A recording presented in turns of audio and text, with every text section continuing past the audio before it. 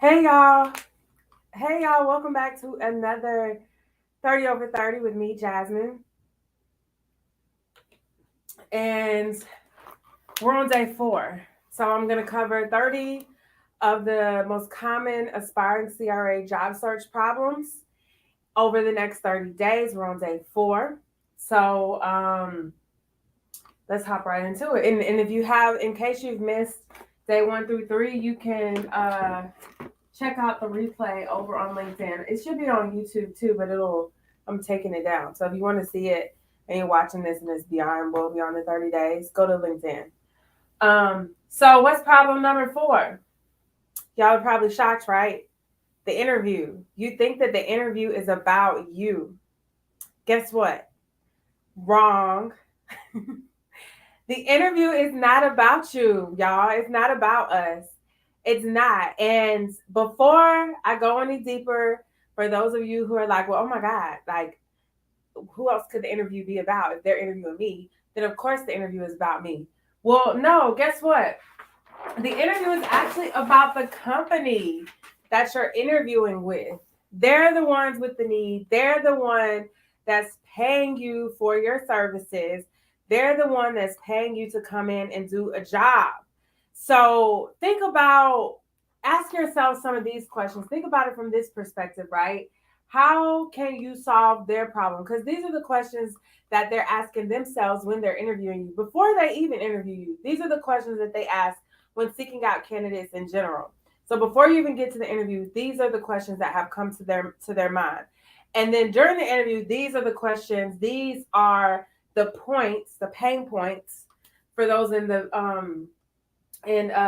that has a business and looking at an audience and sales. That's the things that you're looking at, assessing when it comes to, can this person do the job that I need them to do? Is this person qualified to be in this role? So ask yourself, how do you solve their problem? How can you solve their problem? What can you do for them? What value do you bring to the table? And when I say value, I don't mean you as a human being, as a person. There's no comparison to that. We're talking about value in terms of your skills for that particular role, that particular industry, that particular job. So in the clinical research space, what values do you bring to the table that will help you be a CRA? Do you have any EDC experience? Do you have any clinical trial experience in general, but specifically EDC experience? Do you have any TMF, trial master file experience? Have you been working on the site, or have you been working within a CRO or sponsor? Do you have any GCP knowledge? If not experience, did you take the time to at least go out and get a GCP certificate to show that you're at least, familiar and knowledgeable about GCP, which is literally the foundation of everything that we do in clinical trials? Um, what do you know about IP, investigational products? What do you know about um, how to maintain IP accountability? What do you know about processing patient samples? What do you know about the lab and its role in clinical research? Um, what do you know about data entry? What do you know about the consenting process? What type of experience have you had in these areas? And then what level of experience, how in depth of an experience have you had in all the different things that I just named? That's what I mean when I say, what value do you bring to the table? And if you haven't had any direct experience in the things that I just named, don't freak out. That's okay, because you can still show transferable skills. Maybe you don't have any EDC, electronic data capture experience per se, but maybe you're in another industry where you are responsible for entering data in some capacity, and that's what EDC is.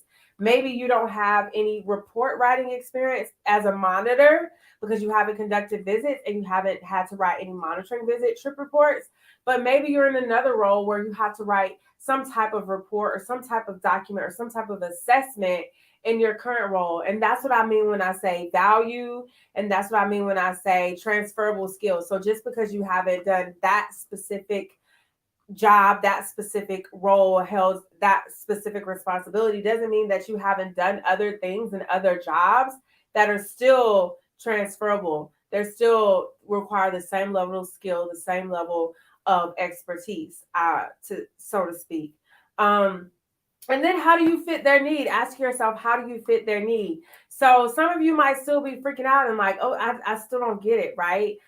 How is it the interview still not about me because I'm answering their questions? They want to know more about me. Well, I say the interview is not about you because this is going to be your ultimate selling opportunity. And when you think about it from that perspective, just hang in there with me for a minute, going back to the analogy of looking for a nanny, a babysitter, child caretaker, whatever. You're looking for somebody that can take care of your kid. And when you think about it from that perspective and the type of qualities that you would be looking for in that individual, you don't care if that person can run a mile in 4 minutes. You don't care that that person can build airplane engines.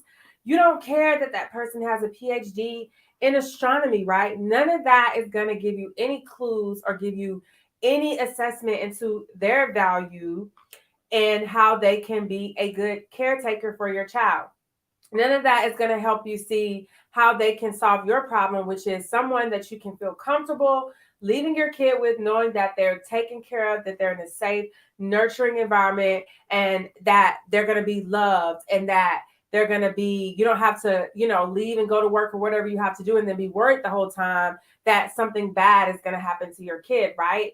And that's the same way that companies think. The company is their baby, and they want to know that if they bring you to the team, and that if you come on board, that you can take care of their baby. So during the interview, you only want to be bringing up things that are going to be relevant to you taking care of this baby.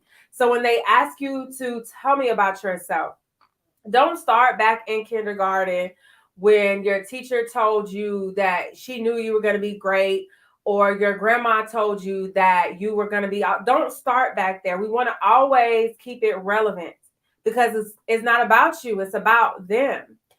If they ask you about your major strengths, 3 top strengths, or your top strength, that particular question, don't say anything that is not going to be pertaining to or relevant to the CRA role. If you're watching and you're not quite there yet, and you're looking for clinical trial assistant roles or clinical research coordinator roles, whatever your role is, look at the job description, and that'll give you the clues as to what they're looking for.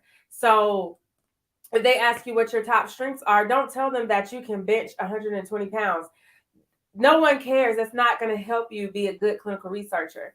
If they ask you to tell you about your biggest accomplishment, saying that you started a nonprofit company and raised over $30,000, that's great, right? That's great. But in the CRA role, you don't necessarily need to help raise money. You're not going to be doing the same things that would essentially be required for a nonprofit. So no one cares. All these things are great accomplishments. They're great things that's a part of your brand. They're great characteristics. They're great qualities. All those things. I don't think that I'm saying that that's not wonderful, but keep it in mind that the interview is not about you. It's about them. It's about that particular role and what can you do for them. So keep that in mind, y'all, when you're going to your interviews, when you're going, even before the final interview, the phone screens, when you're just having a casual conversation with someone who potentially might be interested in you, keep that in mind. It's not about you. It's about them. So in my coaching program, I cover things like this in much more depth. It's so hard to cover all the little things in these short trainings, which is why I created my 6-month one-on-one coaching program. And you essentially will get to interact with me like this, but on a one-on-one level. And I address all of your specific questions, all of your specific needs. And it's really a tailored one-on-one coaching program for you to address what you need to go from aspiring CRA to essentially thriving CRA. And you get 6 months of one-on-one coaching with me. Like I said, you also get lifetime access to the unlimited training portal. So the current version and any other updates or versions that roll out after that, you get messaging support in between our coaching sessions. So if anything comes up in between, you'll be able to address it on the spot. You also get a mock interview with a recruiter, and you get access to all of your sessions. They're recorded, and you get access to each and every one of them, so you can always go back and listen. You don't have to worry about missing out on anything or taking any notes. And right, like I said, right now enrollment is still currently open, and I'm not exactly sure. What was I gonna add? It slipped my mind. Ugh, can't believe it just slipped my mind. It'll come to me if I don't forget about the end of this. If I don't remember by the end of this, I'll bring it up next week. But if you are interested in working with me on a deeper level, please visit aspiringcra.com. There you can learn more about the coaching program as well as a little bit more about me. And then also you can schedule a book of sales calls with me so that we can have a conversation one-on-one and discuss, your particular situation and how I can potentially help you and how you can work with me. So, like I said, I'm going to be doing this 30 days straight, 30 over 30 with Jasmyn. Tomorrow, I'm going to try to do it around the morning time. I don't have a particularly set time. So if you want to be notified when I come on so that you can join me live, you can go to LinkedIn, even YouTube, but y'all know LinkedIn is my thing, and click the notification bell, and then you'll get notified anytime I post, anytime I go live, anytime I have any new content for y'all. And other than that, stay on the lookout for tomorrow. Like I said, I'm going to try to do in the morning. Don't hold me to it, but I'm going to try to do in the morning, definitely before 12, but hopefully earlier than that. So also, please feel free to send me any questions that you have. I also like to do, I do Aspiring series on Mondays. And then even in these 30 over 30, I like to address your specific problems. It's not helpful if I'm just up here just talking about my own problems, right? So y'all let me know your problems, questions that you have. And then if I don't get them into the 30 over 30 list, I will certainly get them into the Q&A list on Mondays at 7 p.m. Eastern Standard Time. So thank you for joining me, and I look forward to see you guys tomorrow.